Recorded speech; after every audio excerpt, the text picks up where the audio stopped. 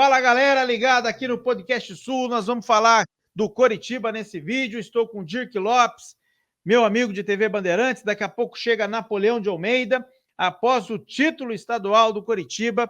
Agora todo o foco da diretoria, da comissão técnica, é o Campeonato Brasileiro da Série A, é a estreia contra o Goiás, domingo no Couto Pereira. O que podemos projetar do Coritiba? Antes, eu peço que você se inscreva no canal, já deixa o like aqui, ative as notificações, isso é muito importante para o Podcast Sul, neste tema, né, que envolve o Coritiba, um paranaense aí no Campeonato Brasileiro. Dirk Lopes, para começar, eu quero pôr a escalação do jogo contra o Maringá, porque eu acredito que essa deve ser a formação do Coritiba para a estreia no Campeonato Brasileiro, né? Com Muralha, Varley, Henrique, Luciano Castanha, Egídio, William Farias, Andrei, Tony Anderson, Igor Paixão, Léo Gamalho e Aleph Manga. Para mim, deve ser esse o time que estreia no Brasileirão, e eu quero saber de você, Dirk Lopes, esses 4, ou vou dizer 5 jogadores, né?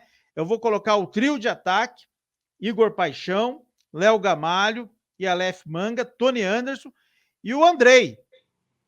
Esses 5 ali são jogadores que podem trazer para o Coritiba uma boa expectativa de bons resultados. Se você acha que é com essa força que o Coritiba estreia no Campeonato Brasileiro? Olha, Pinduca, o Coritiba, agora a torcida tem na ponta da língua essa escalação aí. Há muito tempo o Coritiba não tinha isso, né? Há 2 anos atrás, o Coritiba não tinha quem colocar em campo. Hoje não tem quem tirar do time, né? Nós temos aí, sem contar esses jogadores que você falou, nós temos no banco, no ataque, o Cleiton, o Luizão, artilheiro da Copa do Brasil Sub-20, nós temos o Regis, tem grandes jogadores aí, tem alguns chegando agora, sendo contratados. Curitiba tem bastante peças para começar o Campeonato Brasileiro. Não é um time espetacular que vai arrasar todo mundo. Eu vejo hoje que os melhores times do Brasil são o Atlético Mineiro, Flamengo e Palmeiras. Nós temos alguns times que já estão num patamar já consolidado, que é o Atlético Paranaense, o Bragantino, o Fortaleza. Mas eu acredito que o Curitiba não vai brigar esse ano por rebaixamento. Eu colocaria lá como candidatos hoje ao rebaixamento o Goiás, o Atlético Goianiense, o Avaí. Está muito mal o Avaí no futebol catarinense. E olha, se bobear até o Santos. Eu até acho que o Curitiba, na minha opinião, é favorito contra o Santos na Copa do Brasil. É um time de camisa, o Santos, é campeão mundial, mas acho que o Curitiba hoje tem condições de encarar esses times. Veja o Internacional, tomou 3 do Grêmio no Beira-Rio. Não tem o elenco que tem o Curitiba. O Grêmio, o próprio Grêmio, só tem o Ferreirinha lá na frente, não tem muita criatividade. Alguns grandes times estão na Série B, o Cruzeiro, o Ronaldinho entrou lá, despejou milhões e o time não anda. Tomou 3 do Galo. E tem o América Mineiro, que é um time acertado, né? Mas, veja, o Vasco está na segunda divisão, perdendo jogadores. O Andrei veio para o Curitiba, veio do Vasco para o Curitiba. O Curitiba buscou o Andrei no Botafogo. Curitiba está atento. Isso é um trabalho da diretoria, não é só o... Não acontece um título, um resultado do nada, né? Existe um trabalho da diretoria que é de longo prazo. O ano passado, o Curitiba subiu da Série B para a Série A, foi campeão da Copa do Brasil Sub-20, revelou grandes jogadores que agora estão aí, estão no elenco, né? O Luizão é reserva, mas pode entrar em qualquer jogo que decidir. O Igor Paixão já era uma realidade no ano passado, mas esse ano ele está arrebentando. Está voando mesmo, está com grande forma física, corre muito. É claro, não é um Pelé, não é um Ronaldinho, né? Hoje mesmo no jogo com o Maringá perdeu alguns dribles ali, mas fez 2 gols, é um dos artilheiros do campeonato, resolveu jogos, né? E eu vejo muito bem o Curitiba, como há muito tempo não se via, Pinduca. Você mesmo destacou numa live aí, talvez o Curitiba seja o melhor. Esse time do Curitiba hoje é com certeza o melhor dos últimos 8 anos. Desde que o Alex aposentou, eu não vejo um time dessa qualidade. E se ele chegar longe na Copa do Brasil, eu vou dizer até que dos últimos 10 anos, que o Curitiba foi para 2 finais, 2011 e 2012. Né? A torcida está esperançosa, 34 mil sócios, coisa que não acontecia desde os finais da Copa do Brasil, 2011 e 12, quando chegou a 33 mil. Então, já é o maior quadro associativo de muito tempo, né? Os mais antigos, eu estou no Paraná desde 87. Me falaram que nos anos 60 e 70 o Curitiba chegou a ter 60 mil sócios, como o Paraná Clube também chegou, quando ele começou, né, em 89. mas da história recente é o melhor quadro associativo que o Curitiba já teve. Isso mostra que a torcida está confiante. Vai dando like, minha gente, vai dando like, a gente está muito próximo de bater aqui 200 pessoas acompanhando de maneira simultânea aqui com a gente. Eu tenho que destacar duas coisas, Dirk, antes de eu trazer a opinião do Napoleão de Almeida sobre o que esperar do Curitiba no Campeonato Brasileiro da Série A. Primeira coisa, a aposta da diretoria, e isso vem da época do Folador, em manter o paraguaio, o Gustavo Morini, e comissão técnica. Detalhe, a chegada discreta de René Simões. René Simões, quando chega no Curitiba, já tem a primeira turbulência, que foi o desligamento de Rafinha, Desligamento de Rafinha. Isso pegou muito mal com a torcida. Eles souberam trabalhar nos bastidores, fizeram novas contratações, A maioria das contratações. Se a gente lembrar as primeiras contratações do Curitiba, Pablo Garcia é um jogador que ainda está sofrendo com lesões, jogador que ainda não fez nada nesse time do Curitiba. Mas as últimas contratações, e a gente não pode esquecer aqui de um jogador, o Fabrício Daniel, que ainda não estreou, que é uma baita contratação, ainda vai dar muito o que falar. Então, o Coritiba vem com o objetivo de Copa do Brasil alcançado, vai pegar o Santos, conquista o campeonato estadual, retoma ali a posição de ser campeão estadual, e entra em um campeonato brasileiro pela primeira vez nos últimos anos, com uma expectativa de você ter um 11 que todo mundo sabe escalar. Se a gente pedir aqui no chat, escale o Curitiba, o torcedor do Coxa vai saber escalar. Então, chega para um campeonato brasileiro, que é um campeonato muito difícil, porque a gente sabe que começa agora, só vai terminar lá no final do ano, e não bastasse a concorrência que é o campeonato, no campeonato longo, ainda tem as cascas de banana. O que são as cascas de banana? Às vezes você perde um atacante ali por lesão, 3 meses fora, daí você precisa ter uma peça, Se você perder hoje um Léo Gamalho, você vai ter aí o próprio Luizão, que é um garoto da base, e você tem o Cleiton, que chegou. Talvez não tenha o mesmo nível do Aleph Manga, mas chega muito próximo. Então é importante ter essas observações. Perdeu um jogador de extrema, hoje está na moda falar jogador de extrema. Você vai ter aí opções, como o próprio Fabrício Daniel.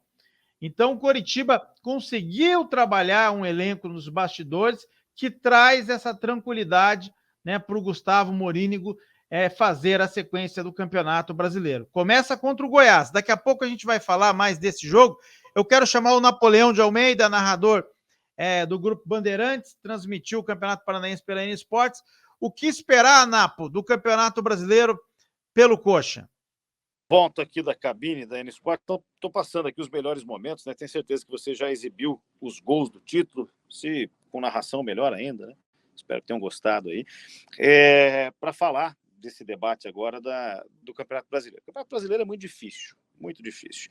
Os estaduais criaram uma pecha de que eles enganam, E nesse comparativo local, a gente tem que ter, na análise do Coritiba, muita cabeça fria e falar do que foi visto no trabalho do Morínigo e com esses jogadores que estão aí. Já citei pelo menos 2 posições que o Curitiba precisa de reforços, encorpar-se o elenco.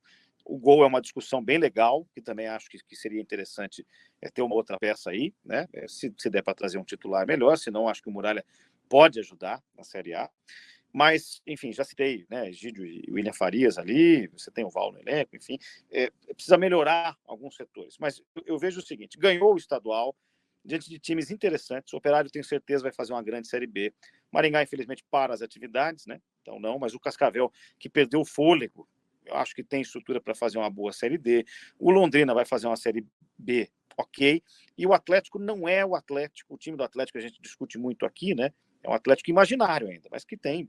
Eu acho que hoje, pelas contratações, o quarto melhor elenco do Brasil, só que não tem o treinador, e não tem o treinador que o Curitiba tem, por exemplo, que é um cara que conhece as limitações do elenco, que sabe o que fazer. Eu acho que o título hoje é para ser curtido e não para projetar sucesso no Brasileiro. Mas ninguém pode deixar de dizer que a defesa é boa, o Guilherme é uma boa alternativa, Castanha e Henrique são bons zagueiros. Talvez seja uma defesa um pouco lenta para alguns confrontos de Série A, né, que tem um nível acima. O meio tem os problemas que eu falei na minha entrada anterior, mas tem também, nesse André, uma figura muito boa, tá? Então, assim, mas ganhou o estadual e não é parâmetro. A atuação do André no estadual é parâmetro, né? E o conjunto de ataque também, gente. É um conjunto que se mexe muito, que já tem jogadas criadas, que tem um 9 de referência que é muito raro de você achar no futebol brasileiro. É o Gamalho, se a bola chega, ele guarda. Que tem o Manga, que vem fazendo bons campeonatos, desde que apareceu para o cenário nacional no Volta Redonda, tinha jogado no Maringá mais jovem, né? Mas não chamou atenção no Volta Redonda assim, fez uma boa Série B pelo Goiás, e o Igor Paixão, uma grande revelação.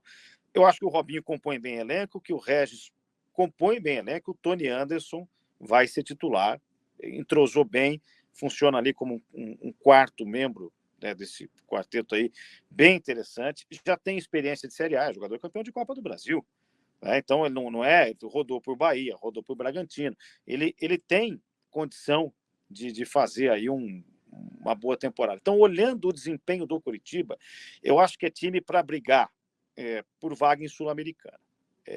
Pode brigar para não cair? Pode. O campeonato é puxado, pode, de repente, o elenco sentir, parte física, questão financeira, que eu acho que a diretoria tem controlado bem, pode. Mas também pode brigar por Libertadores. Que absurdo. São 9 vagas. O achatamento é muito próximo. Então, com exceção, e tudo que eu vou falar aqui tem a ver com o primeiro semestre, do primeiro semestre muito ruim, ou quadrimestre, né? Do Avaí, do Santos, né? Do Juventude, do Ceará, não foi muito bem, né? O resto é tudo muito parecido. São equipes muito próximas.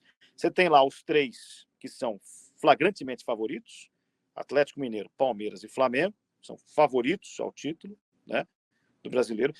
Você tem ali mais 3 ou 4 que prometem, que podem se ajustar, conforme o andar aí de contratação de técnico, de novos jogadores, mas que tem elencos bons já, Atlético Paranaense, Corinthians, Fluminense e o São Paulo, né, que tem uma boa possibilidade, e o resto, gente, é tudo muito próximo. Então, o Curitiba ele tanto pode se inserir nesse grupo aí das 4 prováveis surpresas como um clube para competir ali próximo, como ele pode, eventualmente, perder fôlego no Brasileiro e ficar lá embaixo. O resto, qualquer coisa que esteja ali nessa tabela, o Curitiba tem condição de ocupar. Acho que sem sustos para cair e com possibilidade de namorar uma classificação sul-americana. Eu vou encerrando por aqui, porque já estou ficando um pouquinho rouco até, foi uma transmissão com 6 gols e muita coisa.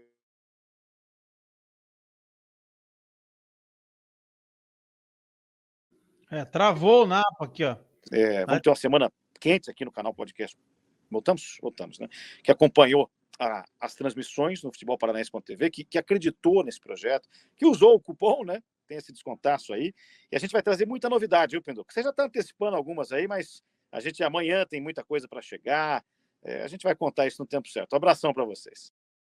Tá aí, grande Napo participando aqui com a gente, falando do Coritiba, né? Vamos fazer essa análise juntos aqui, Dirk, do que falou o Napo. Cara, eu até surpreendi com o depoimento do Napo. Eu tinha feito já uma projeção precoce do Coritiba na Série A, num vídeo que eu analisava as contratações do Coritiba, falando que eu fui categórico em dizer que o Coritiba não cai em 2022. Né? Eu costumo, Dirk, falar assim, pode printar aí que não cai. Né? O Napo foi além, né? O Napo foi além, ele acredita que pode, por que não, né? Até sonhar com Libertadores, lembrando que Libertadores, né, Dirk, vai depender de Copa do Brasil, né? De até do sucesso de times brasileiros na própria Libertadores, na Copa Sul-Americana, como foi ano passado, isso abriu o espaçamento de times na Libertadores de 2022, talvez nessa lógica aí, num G8, provavelmente, pode pintar um Coritiba. Isso é muito circunstancial, como colocou o Napoli, mas você acha que pode acontecer isso também? Por exemplo, como aconteceu com o América ano passado? Pinduca, é isso aí. Eu tenho falado que eu imagino que o Curitiba deve ficar ali entre 10º e 12º. Não vai correr sustos para cair, mas se tiver 9 vagas, como o Napoleão falou, é possível, porque do 10º para o 9º é pertinho, né? O América de Minas é uma surpresa no Libertadores, quem imaginava, né? Tem tantos outros times que poderiam estar lá, né? Nós temos o Corinthians se acertou muito esse ano, o Santos, né? Aliás, o Corinthians e o São Paulo, né? São Paulo venceu o Palmeiras, né, na primeira jogo da final 3-1, ninguém esperava aquele chocolate. Então, são times que estão se arrumando, que têm estrutura, são grandes equipes de futebol brasileiro. Né? Depende. Curitiba fez a parte dele, se estruturou. Agora depende do outro, né? Curitiba vai jogar contra adversários fortes, né? Mas pode, porque não pode pegar as últimas vagas ali? É óbvio. Eu não combinei nada com o Napoleão, mas ele falou praticamente a mesma coisa que eu, com algumas poucas diferenças. Galo, Palmeiras e Flamengo são os melhores times do Brasil, né? Ninguém discorda. Falou que o Atlético é o quarto melhor elenco, eu concordo. Está ali o Atlético, em seguida o Corinthians, Bragantino, colocaria o Bragantino também, São Paulo e também o Fortaleza, né? Tem que ver que Fortaleza, que vem esse ano, que o ano passado foi muito bem, né? A gente tem que olhar um pouco fora também do eixo Rio-São Paulo. E eu acho que o Curitiba é um time que vai surpreender para o resto do Brasil, mas não para quem está aqui no Paraná e está vendo, né? Hoje eu estava conversando com um colega jornalista, ele falou, o time do Curitiba é fraco. Eu disse, que ele só assistiu 2 jogos do Curitiba esse ano, né? Começa a dar uma olhada mais nos jogos do Curitiba. Eu vejo uma certa regularidade, né? Veja, quando o Muralha falha, o time compensa e vira o jogo. Então, eu lembrei muito. O pessoal vai tirar um sarro, né, quando eu comparo, né, com seleção brasileira, né? Porque não é nada disso. Mas a seleção da Copa de 70 tomava muito gol também. O Brasil ganhou de 4-2 do Peru, 3-1 do Uruguai. Teve alguns jogos que ele tomou 2 gols, mas o time ia lá e fazia 4, né? Então, eu acredito nisso, né? A melhor defesa é o ataque, né, Pinduca? Quando o ataque do Curitiba tá bom, são 3 jogadores muito bons lá e tem 2 substitutos. Curitiba tem que apostar na força do ataque. Se ele ficar morcegando o jogo, veja, no primeiro tempo ele teve dificuldades. A bola tem que chegar no ataque para o Curitiba fluir o jogo dele. Se ficar morcegando, daí vai ficar naquele 1-0, 0-0 e não é o jogo do Curitiba. Curitiba tem que jogar veloz para frente. O Igor Paixão e o Aleph Manga são jogadores que jogam na vertical. E o Léo Gamalho é um grande referência, né? Eu não tive a oportunidade de falar, mas olha a bola que ele recebe, domina no peito, olha e toca no ângulo. É poucos jogadores que sabem fazer isso, né?